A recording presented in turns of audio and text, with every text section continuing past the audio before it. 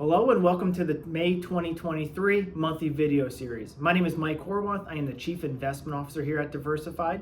For May and June, I thought I'd do a two-part video series. Do the pros and the cons of passive investing.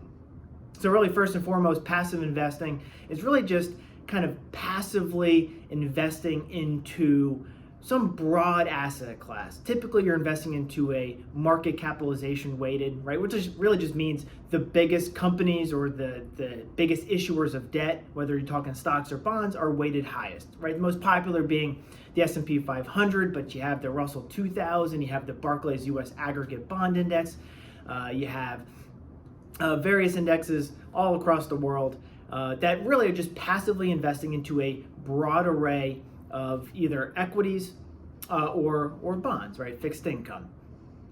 It's grown in popularity over the last 2-3 decades. The Vanguards, the BlackRocks, the Fidelities of the world have created products that have made it very, very seamless to be able to access these types of investments.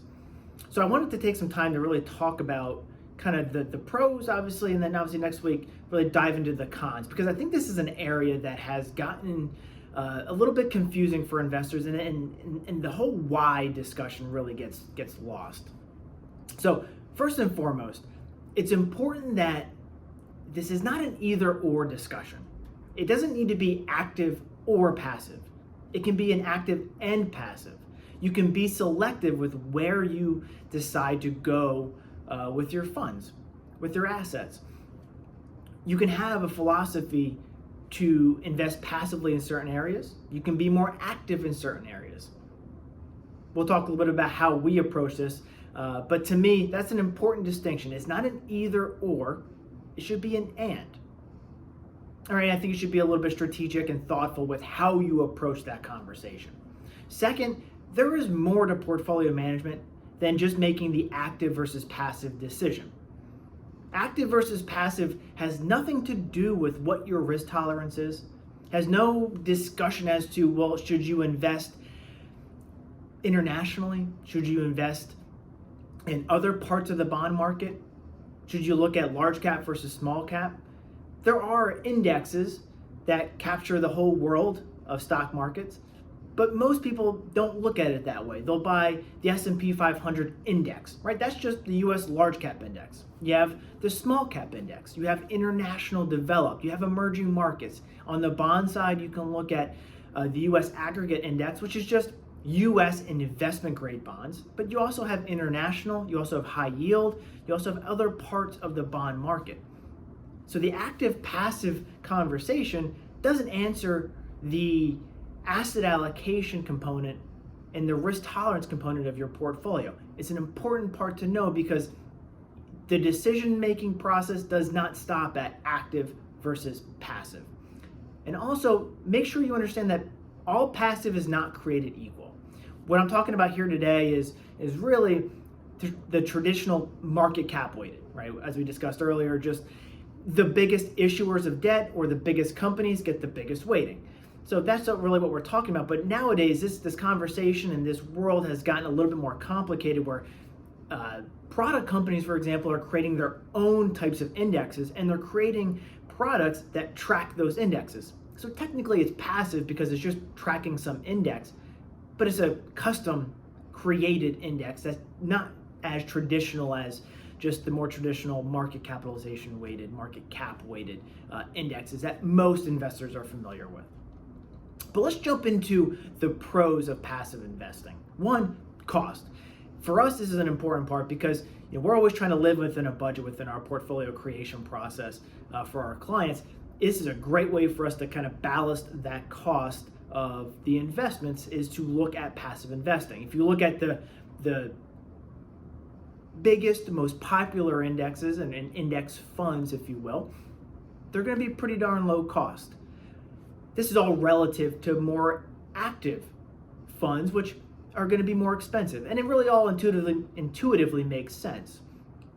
Passive investing, you're not really making any portfolio management decisions. You are tracking an index, and the portfolio managers or the product company that creates the product is just tracking the index. They're trying to keep turnover down, they're trying to keep costs down, and they're just trying to find a way to track the index as efficiently as possible. There's really no decision-making process involved.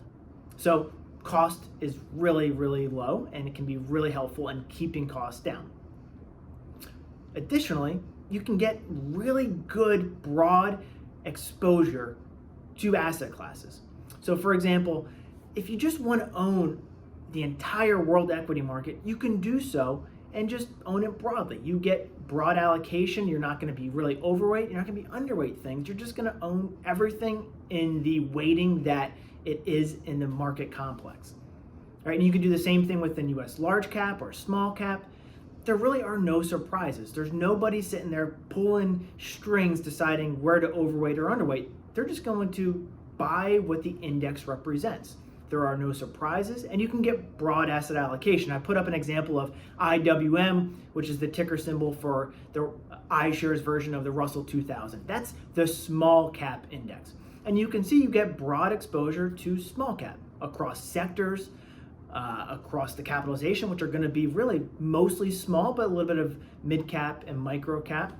And you're going to see the style exposure is going to be mostly a blend between value, growth, and mostly the core or the blend space. Broad exposure, no surprises. The small cap index really isn't going to buy a large cap fund. You'll never see Apple in a small cap index. It should never own that. There are no surprises, and you can get broad asset allocation pretty easily and quickly. The other and really last pro that I wanted to highlight is how tax efficient it can be. The nice part is with passive investing, they're not trying to make any specific decisions. They're just trying to track the index. They're also going to try to keep turnover low to keep costs down. As part of that, if you're not buying and selling a bunch or buying and selling at gains, you're not realizing gains as much, and taxes are much more efficient. I'm showing you on the screen the turnover ratio for many of the most popular index ETFs out there on the market. And you can see that turnover ratio is really low. It's done like that because there's no need for a ton of turnover, a ton of trading, because the index components largely stay the same and they just get slightly tweaked over time and reweighted. As part of that, what you can see is that the before and after tax return of these types of strategies is often pretty close. That's important because investors who have a taxable account, they don't think about the after-tax return of that portfolio, but that is an important component. If you're investing in something that has a return that's pretty sizable, however, they're making a ton of changes and they're realizing a bunch of gains, the reality is you're going to pay tax a lot on those gains year to year, and your after-tax return is much lower. So this is something that we look at and we care about, is what is the after-tax return of these types of investments within taxable portfolios.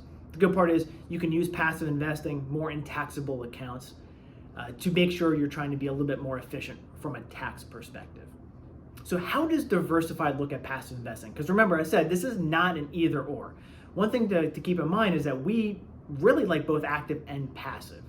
We like them strategically. So the first part is we like passive investing in highly efficient asset classes.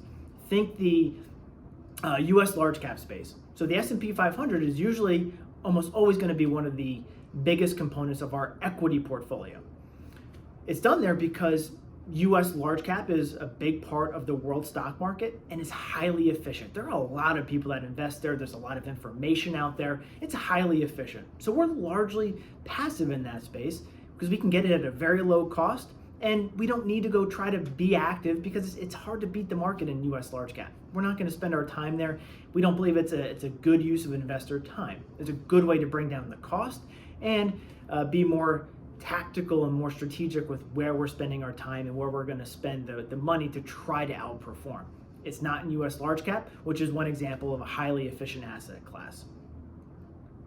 In taxable accounts, we're going to be much more passive in taxable accounts than we are in tax deferred accounts, meaning if you have an individual or a joint account or a trust account that is taxed every year, that's called taxable. If you're in a tax deferred account, think IRAs, think 401ks, Roth IRA, we're going to be a little bit more active there.